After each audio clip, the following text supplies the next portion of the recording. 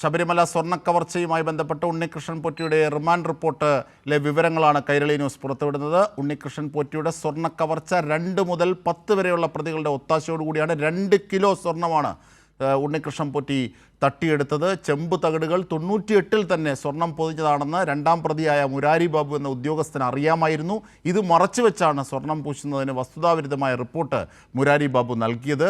ഇത്തരം കാര്യങ്ങളുണ്ട്. അതേസമയം ഉണ്ണികൃഷ്ണൻ പോറ്റി ചെയ്ത കുറ്റകൃത്യങ്ങളുടെ ഗൗരവ സ്വഭാവം അത് കണക്കിലെടുക്കുന്നു. അതുകൊണ്ട് കസ്റ്റഡിയിലേക്ക് വിടുകയാണെന്ന് റാന്നി കോടതി പറഞ്ഞതിൻ്റെ അടിസ്ഥാനത്തിൽ 14 ദിവസത്തേക്ക് ഉണ്ണികൃഷ്ണൻ പോറ്റിയെ പോലീസ് കസ്റ്റഡിയിൽ വിടുന്നു. ഇത്തരത്തിൽ പോലീസിൻ്റെ കസ്റ്റഡിയിൽ കിട്ടിയ ഉണ്ണികൃഷ്ണൻ പോറ്റിയെ ഇപ്പോഴത്തെ തിരുവനന്തപുരത്തേക്ക് കൊണ്ടുവരികയാണ്. സമഗ്ര വിവരങ്ങളുമായി ഞങ്ങളുടെ പ്രതിനിധി ഷീജ ചേരുന്നുണ്ട് ഈ ഘട്ടത്തിൽ. ഷീജ, എന്തൊക്കെയാണ് ഉണ്ണികൃഷ്ണൻ പോറ്റിയുടെ റിമാൻഡ് റിപ്പോർട്ടുള്ളത്? മാത്രമല്ല ഏറ്റവും പുതിയ സംഭവങ്ങളും തിരുവനന്തപുരത്തേക്ക് എത്തിക്കുന്നു. മറ്റു വിവരങ്ങൾ എന്തൊക്കെയാണ്?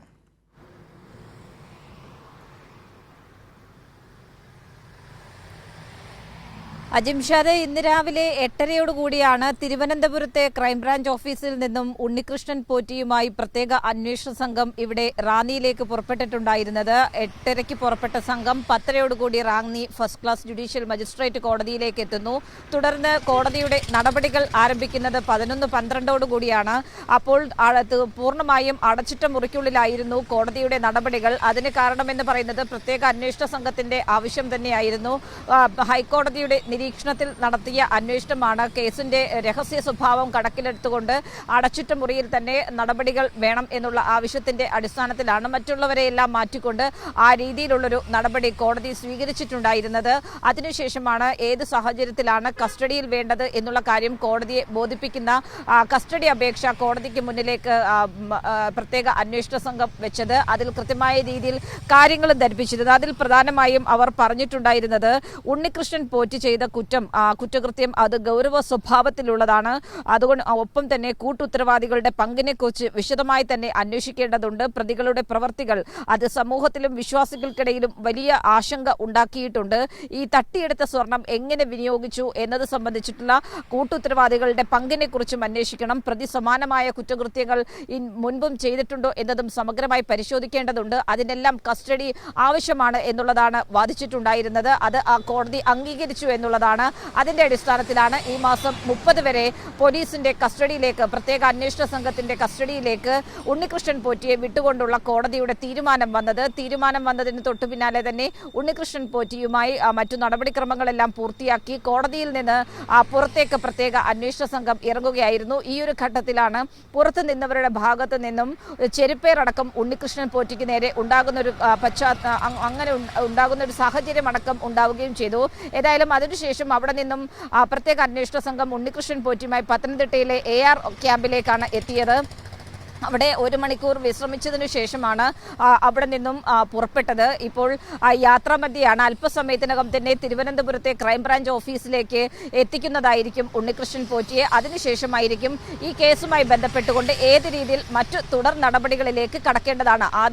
അതായത് ആദ്യം തന്നെ നേരെ തെളിവെടുപ്പിലേക്ക് കടക്കേണ്ടതുണ്ടോ, അതോ ഇനി മറ്റു ചോദ്യം ചെയ്യൽ പൂർത്തിയാക്കിയതിനു ശേഷം തെളിവെടുപ്പിലേക്ക് കടന്നാൽ മതിയോ എന്നതിൽ ഒരു ധാരണ ഇനിയിപ്പോൾ അന്വേഷണ സംഘം ഉണ്ടാക്കുക എന്നുള്ളതാണ്. മറ്റൊരു നിർണായകമായ കാര്യം റിമാൻഡ് റിപ്പോർട്ടാണ്. ഈ റിമാൻഡ് റിപ്പോർട്ടുമായി ബന്ധപ്പെട്ട് പറയുമ്പോൾ ഇതിൽ സ്വർണം തട്ടിയെടുത്തു, ഉണ്ണികൃഷ്ണൻ പോറ്റി സ്വർണം തട്ടിയെടുത്തു എന്നുള്ളത് സ്ഥിരീകരിക്കുന്ന റിമാൻഡ് റിപ്പോർട്ടാണ് ഇന്ന് കോടതിയിൽ പ്രത്യേക അന്വേഷണ സംഘം കൊടുത്തത്. സ്വർണ്ണപ്പാളിയിൽ നിന്ന് ഉണ്ണികൃഷ്ണൻ പോറ്റി തട്ടിയെടുത്തത് ഏകദേശം 2 കിലോയിൽ അധികം വരുന്ന സ്വർണമാണ് എന്നുള്ളതാണ് ഇതിൽ പറയുന്നത്.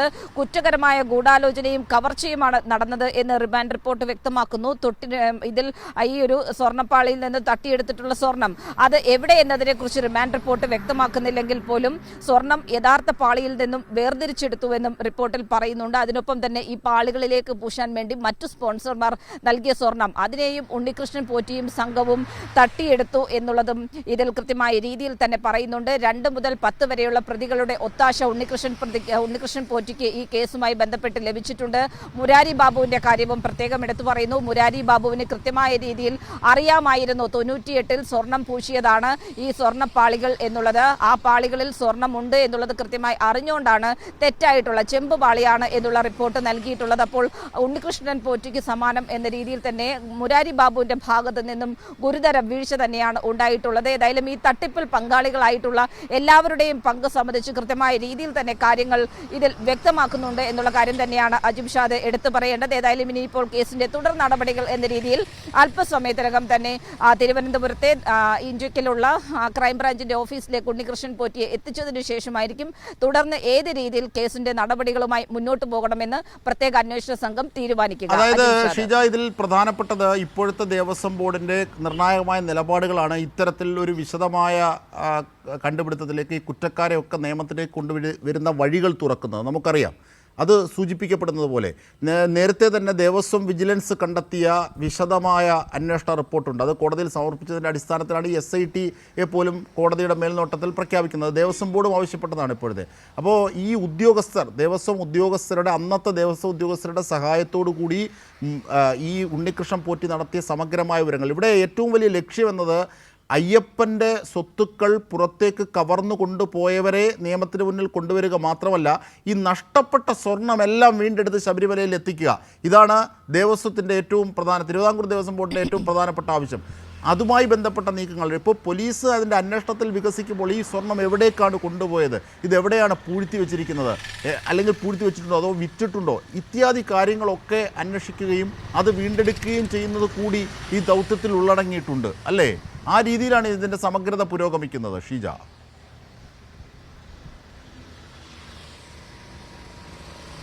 തീർച്ചയായും അജിംഷാദ്, അതടക്കമുള്ള കാര്യങ്ങൾ തന്നെയാണ്, സമഗ്രമായ രീതിയിലുള്ള ഒരു പരിശോധന തന്നെയാണ് ഈ സ്വർണ്ണ തട്ടിപ്പ് നടത്തി എന്നതിനൊപ്പം തന്നെ ഈ തട്ടിപ്പ് നടത്തിയ, കൊള്ള നടത്തിയ സ്വർണം എവിടെ എന്നുള്ളതിനുള്ള ഉത്തരവും അന്വേഷണ സംഘത്തിന്റെ അന്വേഷണത്തിനൊടുവിൽ ഉണ്ടാകും എന്ന് തന്നെയാണ്.